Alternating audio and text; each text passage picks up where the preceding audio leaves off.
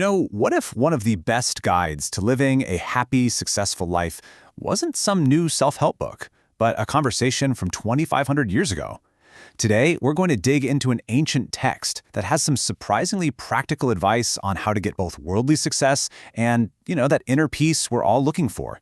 Okay, let's get into it. So our story kicks off with this guy named Dighajanu. Now, he wasn't a monk, he wasn't off meditating in a cave somewhere. Nope. He was a regular person, a family man. He said it himself. He was living crowded with spouses and children and handling gold and silver. His question for the Buddha was so simple and honestly so relatable. How can people like us, living in the real world, find happiness? And right there, that's the heart of it. That's the question he asks, and it's a question we are still asking ourselves today. How do we juggle our careers, our families, our finances, all the immediate stuff, with that deeper need for, long-term spiritual and ethical health? The Buddha's answer was just brilliant, a two-part framework for a complete life.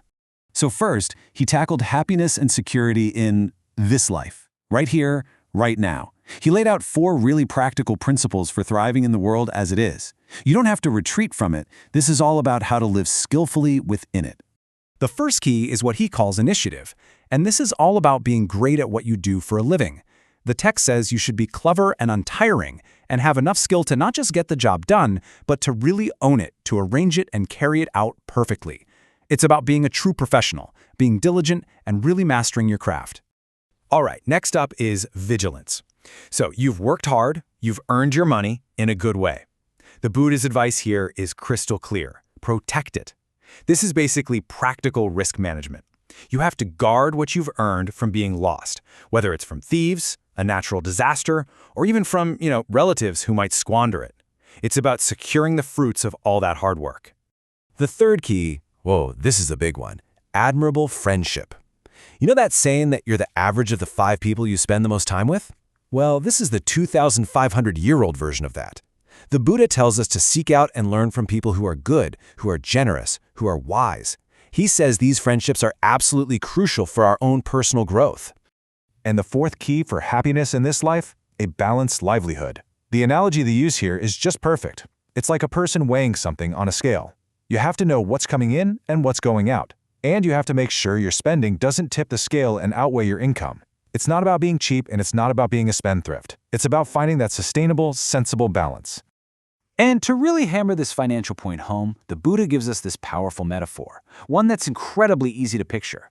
So I want you to picture your wealth, all of it, like a huge reservoir of water. Now, just like any reservoir, it has inlets, sources that fill it up, and it has drains that can empty it right out. Your entire financial health, he says, comes down to how well you manage those 2 things. And it just lays it out so clearly. The 4 things that will drain your reservoir dry are debauchery and sex, debauchery and drink, debauchery and gambling, and hanging out with the wrong crowd. But then, on the flip side, the 4 inlets that will keep your reservoir full are, the exact opposites: restraint and, of course, admirable friendship. It's a simple but powerful equation for managing your wealth. Okay, so that's the blueprint for a stable, secure, happy life right now. But Dighajanu also asked about the future, right? About well-being in the long run. And so, the Buddha laid out the second part of his framework. This one focuses on cultivating those inner qualities that lead to a happiness that truly lasts. This side of the path, it all starts with conviction. And hey, we're not talking about blind faith here. This is a deep-seated confidence that a path to real wisdom and peace actually exists. It's about believing that enlightenment is possible and that it's a journey worth taking. The second key here is virtue.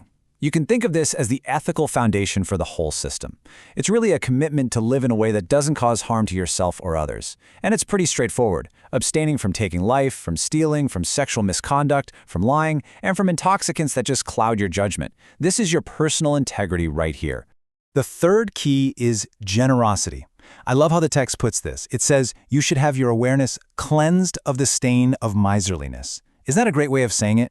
It's about being open-handed, really delighting in sharing what you have, and finding this sense of freedom in giving, instead of just clinging to your stuff. And finally, we get to the fourth and most profound key of all, discernment. This is about cultivating true wisdom, what the text calls a penetrating insight into how reality actually works. It's the ability to see how everything arises and passes away, And that clarity, that wisdom, that's what ultimately leads to the complete end of stress. So you put all of these pieces together, the first foundation and the second, and what do you have? You get this remarkably complete and balanced guide to living a good life, one that really honors both our material needs and, our deeper spiritual goals. And here's the really brilliant part. It's about how these two lists work together. They support each other. Your worldly success, built on being good at your job and protecting what you earn, gives you the stability to then cultivate things like virtue and generosity. And in turn, your inner development, through faith and wisdom, brings real meaning and purpose to your material life. It's not one or the other. It's a complete, integrated system.